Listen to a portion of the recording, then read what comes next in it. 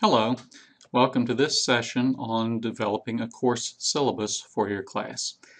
This session is primarily designed for new teachers and particularly for the high school level. It may be applicable as well to other levels and to other teachers, so there may be some things that you might find helpful on it. So let's begin, and what we're going to do is look at the developing of a course syllabus. Now, you will give out a course syllabus. The purpose of it, you will give it to the students on the first day of class. You will also post it. We will post it on our school website so that parents and students can access it at other times.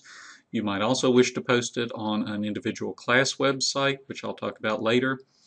And if you teach freshmen, we will have a freshman orientation the Friday afternoon before classes begin, and you need to have it ready to give to them. So those are the things that you'll use it for. The purpose of it overall is just to give basic course information. Now remember, this is different, or it's used differently than a college course syllabus might be. In college, your professor hands out the syllabus, it has all the assignments on it and the due dates, and then he says nothing else about those assignments and due dates. You just have to keep up with it yourself, and if you forget about it, that's your problem. That's not the way it is in high school. You give the students, you can put the assignments and the major things in the syllabus, but you're still going to need to remind them. You still need to post it. There's other things you do. So don't treat it as a college syllabus. It's just basically a good, handy written summary of what you're going to be doing in class. So let's take a look at some of the main items. You might have different things in your syllabus, but this gives you an idea of the type of information you should include. Now you notice here to begin, we have the basic information in the class.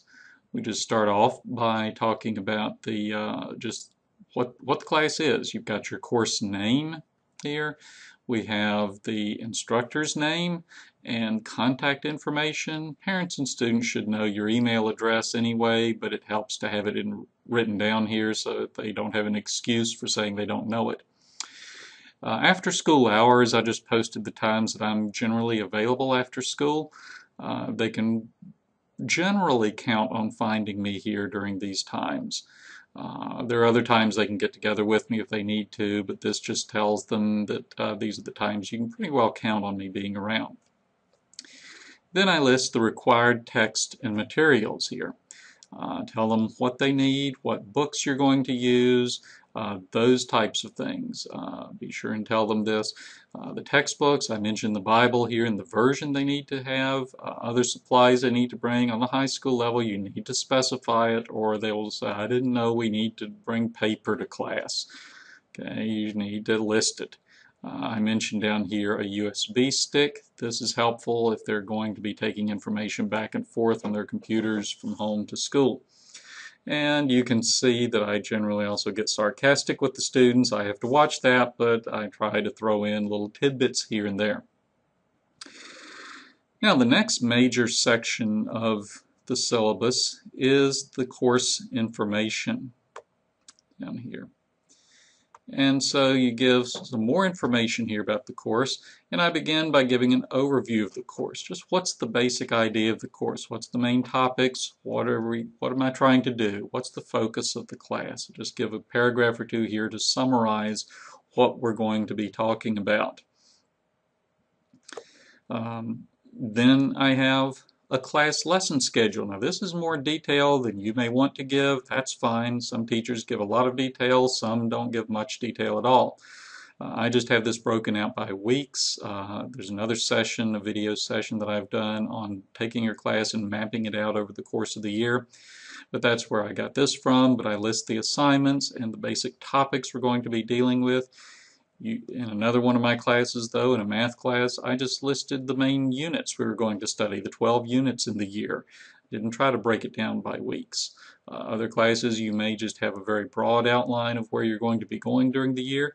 You do want to be sure to list major assignments you're going to have. If you're going to have a research paper, if you're going to have them do a project of some kind, you should have that down just so they will know it's coming up, so that it doesn't hit them by surprise. So, like I say, that goes through pretty much the whole year. Then I have just policies and procedures for the class, how I'm going to operate the class. I start off with my grading system. I give 10% for class participation. I tell the students, if you don't bring your Bible to class, you get docked on participation. The way I do participation, everybody has 100 for participation for the week. They get 1 grade each week. And if there's a day that they don't bring their Bible or something like that, then they lose points for that day. And so they start off with 100 points, and they have points deducted if they do things particularly bad. I mean, I realize when we talk about participation, I realize that every student is not going to be involved in discussion every day to the same amount. I'm not looking for that. But if a student is sleeping in class, or if they don't bring their supplies to class, they're going to get docked on their participation grade. Then we have 15% of homework, 25% is the Bible memory, and 50% are the tests. You can have different percentages. Talk with other teachers to get ideas about how to break your grading system down. Then I spell out about the exams and any extra credit. Now, if you give extra credit in your class, be careful that you're not giving so much extra credit that it overpowers the rest of their work. You don't want them to be failing the class based on all their other work, and then they do extra credit and end up with a C or a B. You know, extra credit should be a little bit of a bump in their grade, but it shouldn't be the major part of their grade. So be careful it doesn't become the major part of their grade.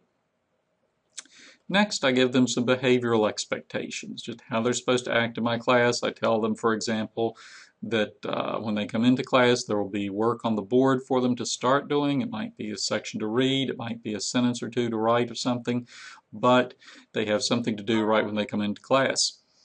Then they will also have time at the end of the class period when they can work on their homework. So I tell them that. So then the next section deals with absence and makeup policy. When they're absent, what do they need to do? How do they need to handle that? If it's an authorized absence, if it's a test that they're going to miss, whatever it is, here's the procedures that they need to follow.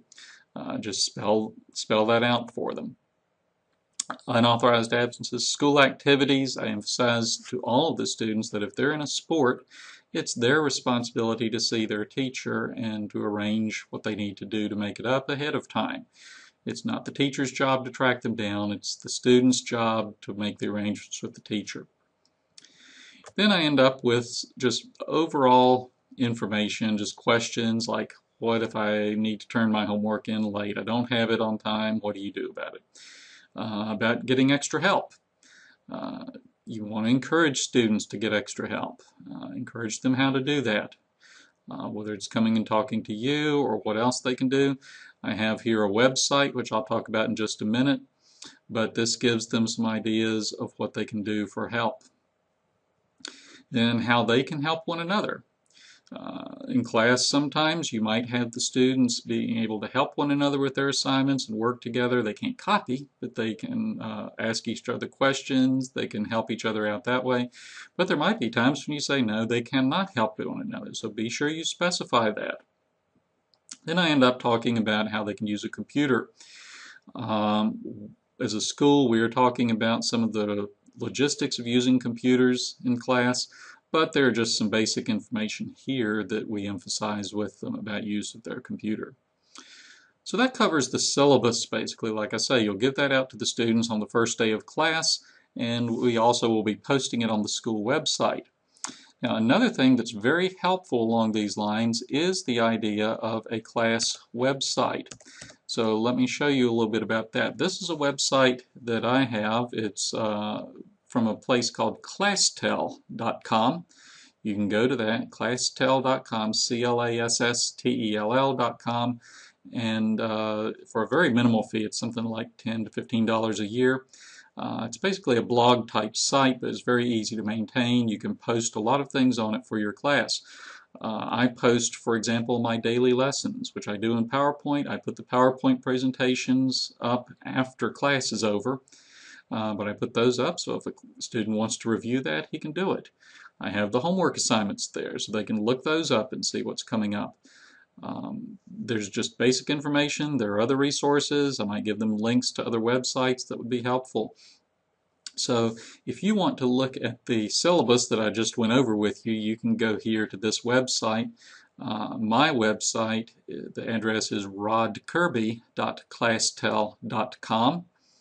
And if you go there, you will be able to get to this site, and you'll be able to click here to see the class syllabus that we just went over and the other information. You can kind of see how this works, but this is helpful for you to do. It just provides another resource for students and parents. So I hope this has been helpful to you, and if you have any questions, be sure and drop me an email or come see me, and I'll help you out with that.